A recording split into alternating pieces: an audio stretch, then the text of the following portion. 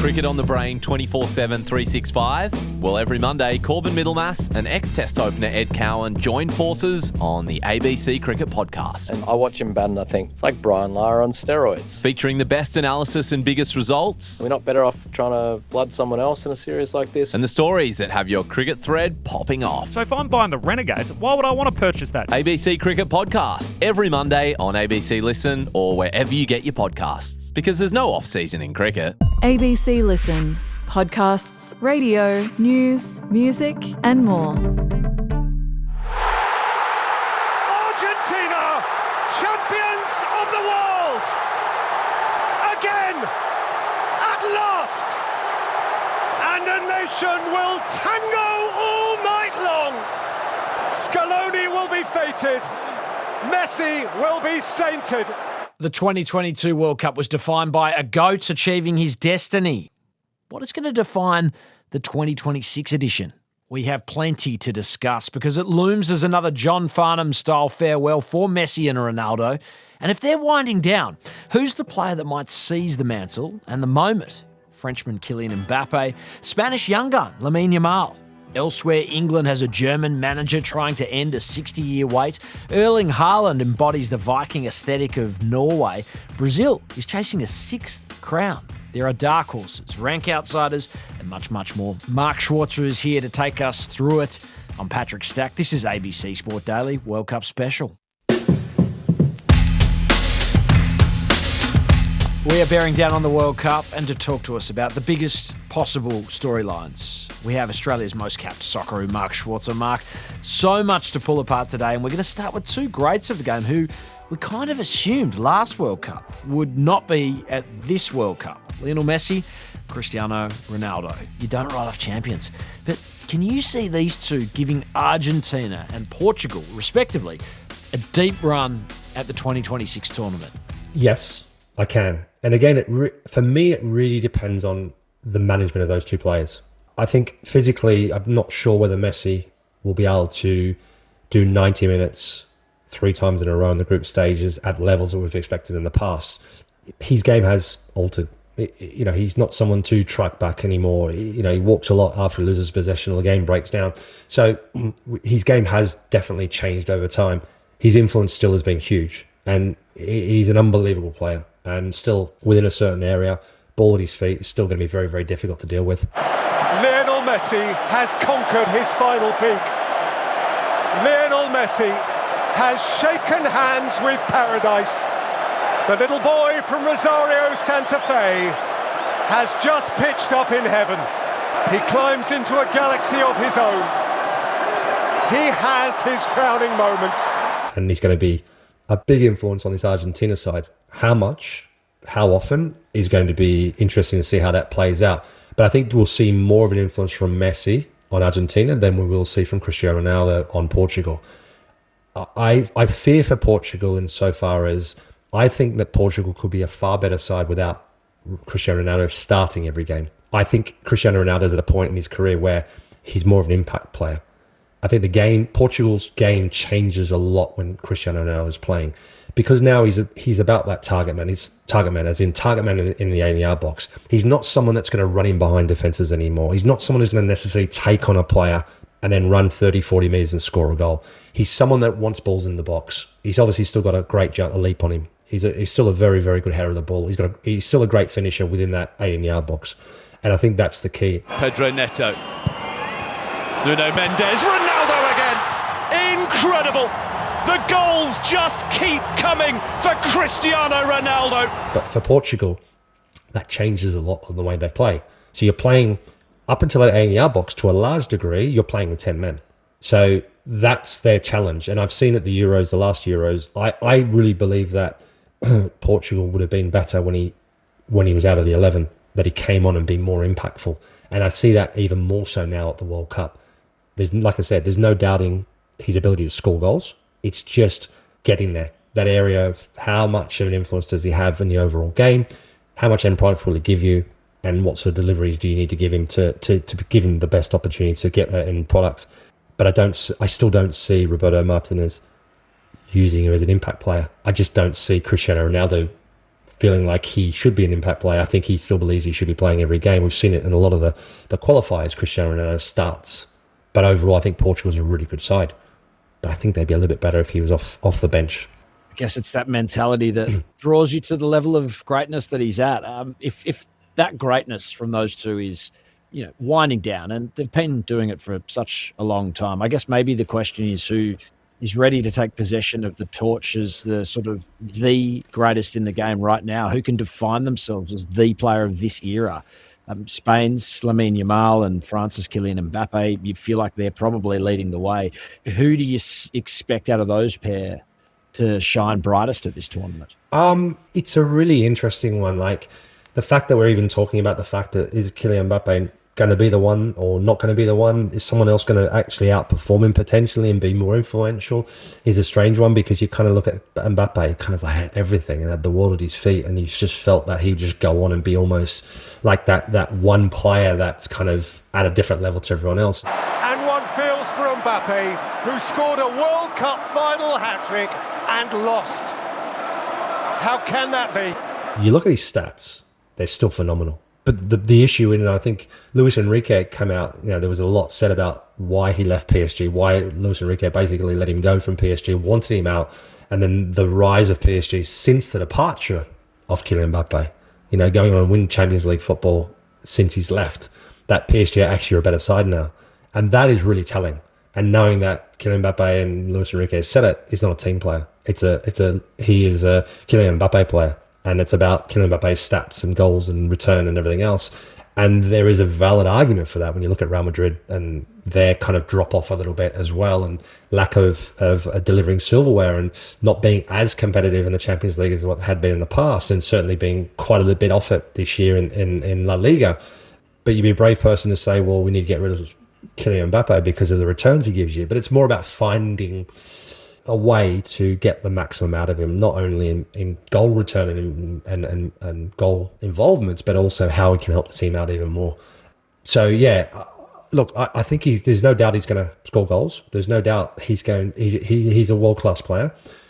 Will it be enough for France to progress? I think France have got some really, really top-class players in that squad, and it's one of the first squads, certainly under Deschamps, where there's been quite a lot of changes and new generation of players coming through, and it's a little bit more exciting. And I'm also not quite sure whether the decision to go with Didier Deschamps in this World Cup is the right one. Was the change needed before, even at management level? We know it's his last one, and who am I to question Didier Deschamps and look at him as a player and you look at him as a manager and his record and all those sort of things? France is still one of the favourites to win the World Cup, and I say that, and I'm even still questioning whether or not Didier Deschamps is the one now to lead France. Only time will tell. I thought they were disappointing in the Euros, even though they went quite deep into it, but I still felt overall they didn't perform well. The type of football they played, for the type of players they had, wasn't anywhere near the level that should be. When I look at Yamal, I do like a lot about him, and I think he's more of a team player. I think he's someone that really slots into the Spain team really, really well. Nice curl! Oh, I say, what an unbelievable goal! The 16-year-old Lamine Yamal! And I think he's probably the one that's going to have more of a chance to stand out than Kylian Mbappe, I believe. England, always such a talking point. A German manager this time around. I mean, Thomas Tuchel, he's left out some big names too. Maguire, Cole Palmer, amongst them. The issue for England, I think, is frequently fatigue, given just the intense nature of the league where the bulk of them play in England. It's a league, obviously, you know so well, at an event that's going to be exceedingly hot. Like, we're expecting it to be a very, very warm World Cup. Do you feel like this is the English side and the German manager to bring football home, as they might say, on the terraces? Well, I don't know about bringing football home, but I think there's any one of many countries that could actually go on and win the World Cup, and I think that's always the case every time. But actually, funny enough, and even though the big name players have been left out, Cole Palmer, as an example, I have no qualms about that. I actually think if you look at Cole Palmer's performances and form, he doesn't deserve to be in the national team. Phil Foden, as a phenomenal player as he is, I don't think, and I think he's been a little bit shortchanged in terms of his club football and his and Pep Guardiola. And here I am questioning another great of a game in terms of his management of Phil Foden. I feel for Phil Foden because he's really struggled for game time at times, and and then when he has come on, he's struggled, and maybe that's confidence, maybe that's feeling like he's been kicked in the teeth a little bit. I'm not sure. So I'm also wasn't surprised to see Phil Foden out of the squad. I am a little bit more surprised of seeing Harry Maguire out of the side because I think he's had a really good season with Manchester United, and then on top of that has always performed for England. And people would say, well, Phil Foden has always done pretty well for England, so But I think with Harry Maguire's situation, that was a bit surprising. And also the one player I probably feel even more sympathy for is Morgan Gibbs-White, because he's been phenomenal, and I thought he'd definitely be in the squad for this World Cup. He's been sensational. But saying all that, I also like what I'm seeing from Thomas Tuchel.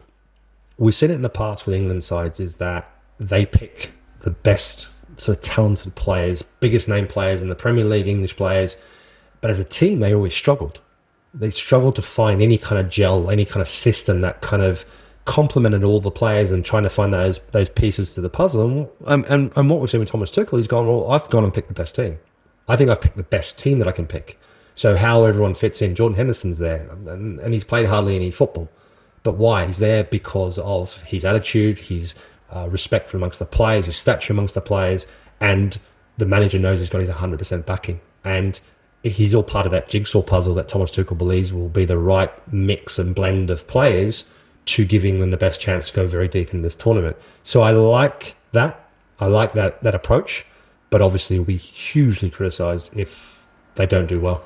We've talked top-line favouritism. Who's your classic dark horse that can kind of get on a run and capture the tournament's imagination? Could it be Erling Haaland in Norway? Can you see Carlo Ancelotti inspiring 5-time champs Brazil?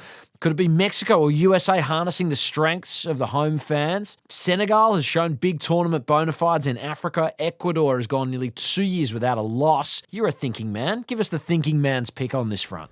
Look, I think Norway's a great show. And I think you'd be brave man to kind of write any Norwegian side off that has got Erling Haaland in their side. I mean, one of the best players on the planet in terms of goal scoring, return, numbers, phenomenal. I saw a stat just again the other day. Took him eight games to score 3 hat-tricks in the Premier League. I mean, that is just off the charts, right? I mean, you could argue and say, yeah, but it's Manchester City and all the players they got. It doesn't matter. Like it's a phenomenal stat, and then all the other stats that they've got as well, that he's got and accumulated over the time, and how many games he needed to get to 100 Premier League goals. The guy keeps rewriting the history books. So with the national team, they've kind of almost seen it as a missed opportunity in the past when you've got a player of that world class status. But you've failed to either qualify or make an impact. But I think there's a real chance. Ødegaard, look, I don't think he's at his best, but he's still a very, very good player. So yeah, Norway's definitely a dark horse. I'm also going to say our biggest rival in Asia, Japan. I think Japan is a dark horse. I think they've got a phenomenal side. I really do. I think they've got some unbelievable players in their side. I think they are potential, and they always tend to do well at the World Cup. I think they've got potential to go very, very deep into the tournament. So impressive against England in that friendly earlier in the year. I want you to channel your inner hater. I know that you're prone to a hot take. You love to, juice the engagement with stuff that is just so clickable that will enrage people. Mark, who looms as the big disappointment from this FIFA Football World Cup? I'm going to say Brazil. I got a feeling. I don't know. Like, I've just got a feeling. I mean, the whole Neymar saga. I just think it's the wrong decision. I mean, look, I think Carlo Ancelotti has been a little bit swayed by passion, by pressure. I don't know. I mean, I'm talking about Carlo Ancelotti. I'm dishing another unbelievable great of the game, aren't I? I mean, I'm questioning his selection process, but I was really surprised that Neymar was included in the side, and obviously now he's got an injury, and they were all talking about the fact that the injury is a lot more severe than they first thought, and he's not going to be fit for the first game probably. When he'll be fit, who knows? Will he break down again? I mean, that's a huge risk.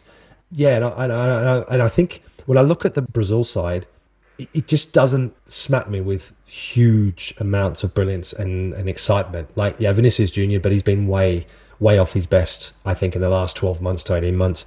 Casemiro has come really good at Manchester United at the back end of the season. I think he's been, in the last 6 months, he's been one of the best players in the Premier League as well. He's been excellent. But I think the national team is quite a bit off finding its way. Look, they know what World Cups are like. They know they've got the pressure of an enormous nation. But yeah, I just feel like first time ever non-Brazilian manager. There's so much pressure. And I think, look, Carlo Ancelotti's managed the biggest teams in the world, but I think this is another level altogether. I think this level of scrutiny and pressure is off the charts. And I don't think he has the squad or the players to help him out. I did enjoy Ancelotti being asked if he'd known the extent of Neymar's injury, would he have picked him? And I think he said words to the effect of like, well, if Grandma had wheels, she would be a car. So good to see the Italian playing the hits there in the press conference, and intriguing to see how they go on the field. I also enjoyed seeing the Brazilian plane, I guess you would describe it as being baptised by a giant fire hose in Brazil before they took off to depart for the World Cup. So you know they're feeling passionate about this tournament. They're feeling spiritual about this tournament, and we are too. Mark Schwarzer is going to be helping us cover throughout the entire event. Mark, thanks so much for your time today. I appreciate it. Pleasure. A reminder, we will be back tomorrow to hear from Amanda Shalala post the tournament opener live from Mexico. Ex-Socceroos captain and now assistant Paul Ocon. He's going to join the show Saturday to preview Australia's opening clash with Turkey. And then after that game Sunday, we will talk to Schwarzer to get his analysis. Keep your ears and eyes on the ABC Sport Daily World Cup special feed. That's it for today. This episode was produced by Declan Byrne. Thanks to FIFA and Stan Sport for the extra audio used in this episode.